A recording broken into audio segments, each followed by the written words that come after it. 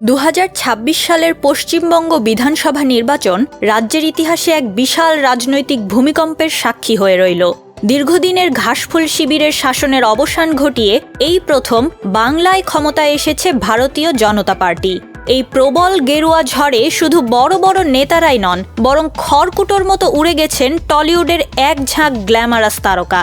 রাজনীতির এই জটিল ময়দানে এবার রূপালী পর্দার তারকাদেরকেও জয়ের হাসি হেসেছেন, আবার কাউকে হজম করতে হয়েছে শোচনীয় পরাজয়।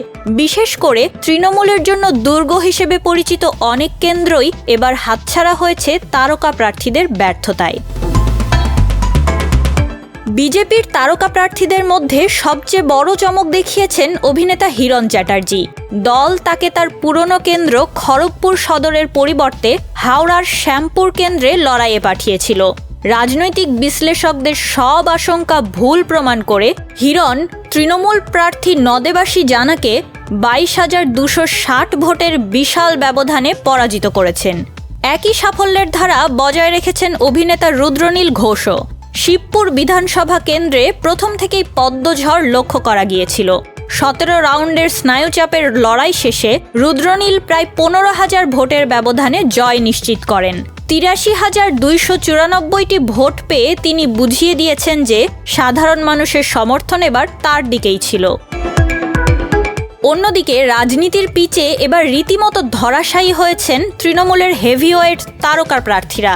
সিনেমার পর্দায় একের পর এক ব্লকবাস্টার উপহার দেয়া পরিচালক রাজ চক্রবর্তী ব্যারাকপুর কেন্দ্রে বড় ধাক্কা খেয়েছেন।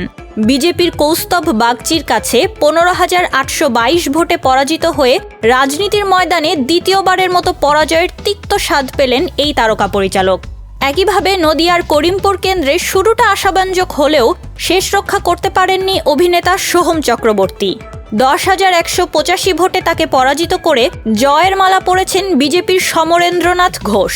পরাজয়ের এই তালিকায় নাম লিখিয়েছেন অভিনেত্রী সায়ন্তিকা ব্যানার্জিও। বরানগর কেন্দ্রের বিজেপি প্রার্থী সজল ঘোষের কাছে তিনি পরাজিত হয়েছেন। সব মিলিয়ে 2026-এর এই ঐতিহাসিক নির্বাচন প্রমাণ করে দিল যে গ্ল্যামার আর সেলিব্রিটি ইমেজ দিয়ে ভোটারদের মন জয় করা এখন আর সহজ নয়। তৃণমূলের তারকা প্রার্থীদের এই গণপরাজয় রাজ্যের রাজনৈতিক সমীকরণে এক নতুন আলোচনার জন্ম দিয়েছে, যেখানে তারকা দুটির চেয়ে জনমত এবং পরিবর্তনই শেষ কথা বলছে।